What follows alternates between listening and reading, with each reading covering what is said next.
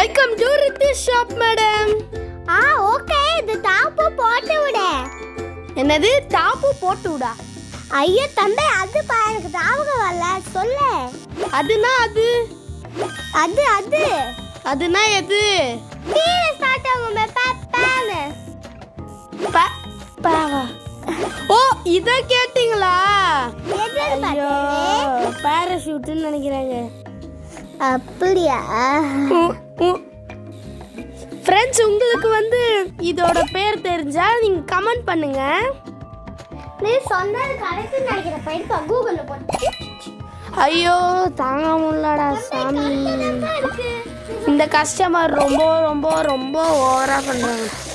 அந்த காசுல கை வச்சுடுவேன். சரி சரி.